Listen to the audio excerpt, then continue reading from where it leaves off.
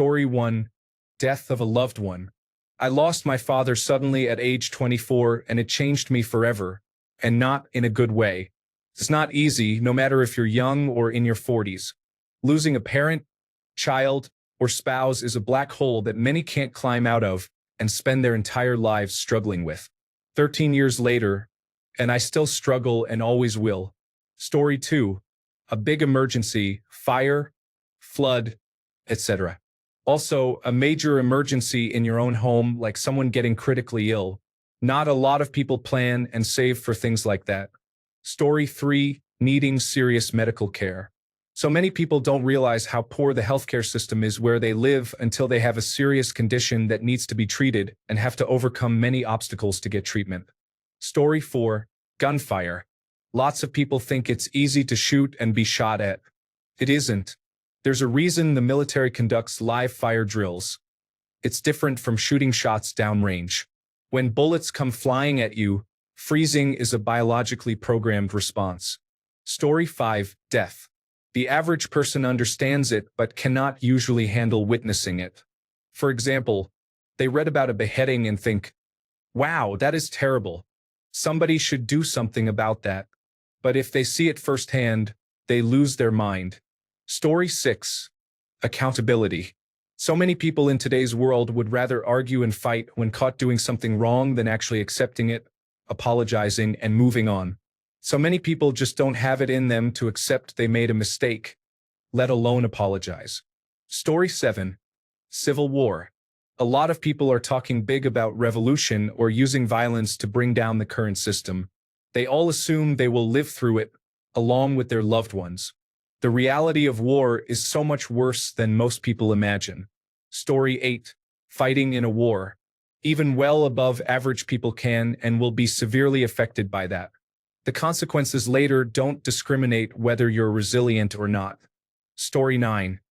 In America, graduating high school and finding out that all that indoctrination into the American dream, pulling yourself up by your bootstraps, and having a good work ethic will get you that house, car, family, and great life you always wanted is completely false. Story 10. So, I had a cerebral spinal fluid vein in my brain collapse. I was in agony, basically catatonic. Let's back up a bit. I had a never-ending migraine. It took a while to get a diagnosis of too high cerebral spinal fluid pressure, as it isn't seen on CT scans or MRI scans. When I did, I was given medication to lower cerebral spinal fluid production and sent on my way. The medication didn't help. I changed doctors. They gave me a different medication that did the same thing. It also didn't help. I read my brain scan notes, did research, and saw I had a collapsed vein. Isn't this important? A collapsed vein in my brain sounds significant. Doctor, ignore it. Me, no. So I changed doctors again. Next doctor, your eyes are fine, so your brain is fine. The pain you're feeling is a migraine, not cerebral spinal fluid pain. The medication is working. Me, the pain hasn't changed. No, this is unreasonable. Change doctors again. Neurologist. Oh, I'm not a vein specialist. You need a stroke specialist. Stroke specialist. Yes, scans show a vein collapse happened, but not how bad it is. You need a neurosurgeon to go in and look. Neurosurgeon. Let's take a look. So, a normal person has a cerebral spinal fluid pressure of 5 to 15. Mine was 40, while taking the maximum dosage of 2 different cerebral spinal fluid lowering medications. I got a stent. Saved my life. I spent 2 years catatonic, in agony because doctors were unhelpful. 2 things. 1. The average person is not prepared to be in the amount of pain I was in for that long, having their brain and spinal cord crushed. The average person is not prepared to go through a line of doctors telling them to ignore something, to just keep taking the medication, and believe wholeheartedly that they're right and all those doctors are wrong. I just happened to be right. Story 11. Death. I lost 22 friends and family members in 12 years. Please get grief counseling. Even if it has been years since your loss, the support gives you coping tools. Story 12. Proper and safe firearms handling. It's something I've taken for granted because I grew up in a hunting family, but the first time I interacted with someone who had never once handled a firearm in their life, it taught me really quickly that not everyone needs to immediately have access to firearms without training. Muzzle position, for goodness sake. Some people just do not get it. Story 13. Abuse. Those who are fortunate enough to have never faced it don't always understand how truly terrible it is, especially if it's at the hands of someone you love or trust, nor how much it can and will damage you down to your very core. It can cause negative effects in your everyday life, and there's not much you can do about it. Story 14. The person you marry is not the person you will be married to 5 years from now.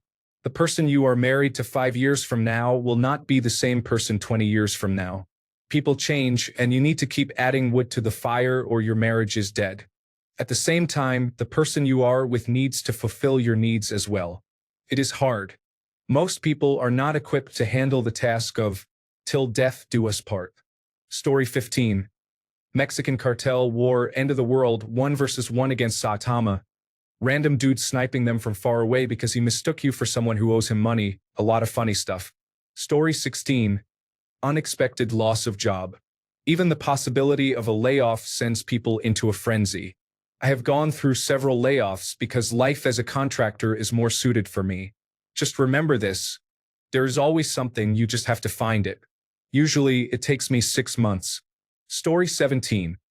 The average person isn't equipped to handle anything that requires a manual, critical thinking, or patience beyond the loading time of a TikTok video. Ask the average person to parallel park. He'll turn into an acrobat trying to wedge his car into a spot meant for a bike. Put a group of them in an escape room. They'll turn on each other faster than a reality show alliance. God forbid they have to read terms and conditions.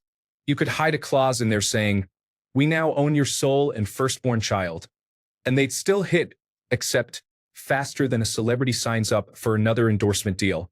Basically, the average person is built for fast internet speeds, not real-world needs. Story 18.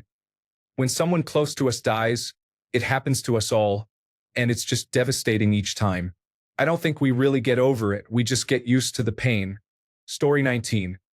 A bodybuilding workout can cause people to be turned off and not want to return to the gym due to the amount of pain they experience in the following days. Can be quite intense even if you try to start easy. Story 20. Critical thinking is a skill, not a talent, and exceptionally few people consider the world, especially media, as a for-profit business conglomeration where the public is the natural resource, the commodity. Our accrued earnings are the target, and everything around us is designed and manufactured to persuade us to willingly give them up. Everything pries at your wallet and assets. They bank on pleasure, satisfaction, sense of security, risk mitigation, prey on fear or behavioral vices, and even leverage your very life for every last penny of your existence. Behold, capitalism. Story 21. The reality is that there is not really any one group in charge, even in your own country, and that it is mostly a mess of individual entities all working for their own benefit independently of each other. Story 22. Actual poverty. The cycle of poverty you can't get out of, and the barrage of advice from people outside of poverty shows they have no clue whatsoever. And when you try to explain it, they just end up giving up at all the loops and end up blaming you for your fate. Very frustrating. I have been both poor and upper middle class, and I see people do it all the time who have never been poor. Oh, I have been poor. When I was in college. Gonna stop you right there. Story 23. Group chats with more than 10 people. Why does it suddenly turn into 50 unread messages? All about Karen's cat. Walking behind someone who is slightly slower than your pace but not slow enough to overtake. Welcome to purgatory. One sneeze that does not come out. It is not just annoying, it is a betrayal by your own body. Figuring out which side the gas tank is on when driving a rental car. Every single time. The unskippable 5-second YouTube advertisement. Pure agony. Like, who has time for this? Being told to act natural during a group photo. What does that even mean? Suddenly, you forget how arms work. When you wave at someone and they were not waving at you. Congratulations, you are now invisible for the next 10 minutes. The moment you realize you have been walking the wrong way and have to awkwardly turn around. Better check your phone like it was all part of the plan. Story 24. From what I've seen of what some would call average people, the truth of just how messed up people really are or can be is striking. I've witnessed a lot of troubling things that people do to each other and themselves, some of it truly depraved, for no reason other than selfish desires or even just sadism. Average people don't really like to think about that. It's the classic, I know bad things happen, but not to me. The thing is, nearly every person who certain things have ever happened to said the same thing before it did.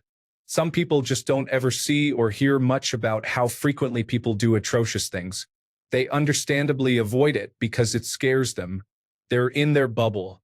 But when that bubble breaks for somebody who truly was clueless to the reality of humanity at times, as well as seeing the truth that most of the systems made to try and help you cope with such things are completely broken, it's harsh. I've seen it break people. Story 25. For people who do not deal with it already, only having depressed people around you in your life, as a person that lives with the fact most people in my life are incredibly suicidal, it is very mentally draining and worsens your own mental health. Story 26. I honestly think that most people, at least in the United States, cannot comprehend a world without magic. The fact that so many turn to religion is incredible for me. Story 27. Pension rules and regulations. There are numerous rules that many average people wouldn't know about. In fairness, many pension administrators don't know about them either, which results in a lot of malpractice by pension providers. Story 28. A constant influx of a functionally infinite amount of information in 100 different ways constantly being hurled into our eyes and ears requires us to process all of that, synthesize it, and even extrapolate from it in many cases. Coming down from the trees was a mistake. Story 29. Anyone, but especially an infant or young child requiring cardiopulmonary resuscitation, should receive urgent care. There are surprisingly quite a few cases of successful cardiopulmonary resuscitation by someone who has never been educated on the process. Many people who have been taught are so terrified of hurting the baby, which, while understandable, makes little sense as the baby will literally die without you. Therefore, they shy away from performing cardiopulmonary resuscitation or do not apply enough pressure. Story 30.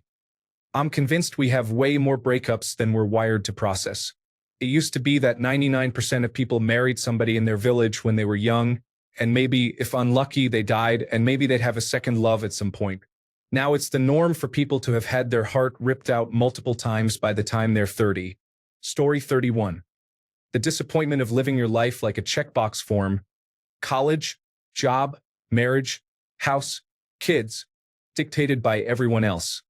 Only to find yourself 40 years old with no more boxes to check. Story 32. Taking your own self into your own hands. How things are going with some people around me, it almost seems to me that people don't grow up as long as their parents are alive. And when the time comes and the realization slowly settles in that mommy isn't there for you, they slowly become more stressed, then idiotic because of it, and then aggressive because of that. Seeing something like this at the moment with two people around me. Don't be a jerk. Get therapy. Story 33. Taking care of elderly relatives past a certain point, especially if they have memory problems, is challenging. They shouldn't be expected to do it. It has long been my position that the obligation people feel to care for family members with complex needs at home is unreasonable. I know full well that a lack of resources often plays a part. I'm talking only about feeling they should. Most people wouldn't even think of replacing their own sewer line. They'd immediately call a professional. But somehow, with failing parents, they feel the need to do it on their own, even when the care needs are beyond their skill level. And if they don't do it or are open about their lack of desire to do it, people judge them harshly. We should not hesitate to call in professionals for our fellow humans. They deserve it. Story 34. In my experience, knowing that they did something bad and that there is no way to make amends, especially when it was done simply out of misunderstanding or ignorance. Story 35. Healing intergenerational trauma. It's a good thing, but it's incredibly excruciating. You will rip apart your entire life to build a new one, all the while being devastated with grief over your old life and likely being very isolated and lonely from having to remove everyone from your life who is unwilling to grow with you, which is often every single family member, partner, friend, and workplace. Story 36. Death or extreme loss, losing someone even if they continue to live, is terrible. It can be even worse for some if that person is alive, as you wish for the best and for the person you knew back. But that's not how the world works. Story 37. I know for a fact I might do okay for like 3 seconds before panicking. Not to mention the actual amount of repression I'd need to do to not remember killing someone, or more likely doing analysis that makes people more effective at killing. Story 38. Their own taxes. The average person has no idea how their very own, very important withholding, deductions, income, etc. works. And it is so easy to find out. If you cannot be bothered to understand your own money, you are going to have a real bad time when actual bad stuff that does not have an answer happens. Story 39. Mental health talk coming from another person or anyone discussing a personal crisis is being promoted in the media. There is more surface-level awareness, but little else. Story 40. Driving in a snowstorm. Did it last night for the first time, and damn was that terrifying. Like driving on sand, but it's super slippery and also falling from the sky. Story 41. Most survival situations. Getting yourself out of a rip at Australian beaches. Rescuing someone from a body of water without one or both people drowning. Surviving a major natural disaster with nothing but your brain and a bug-out bag. For example, a major bushfire while hiking. Chronic homelessness. Losing a child.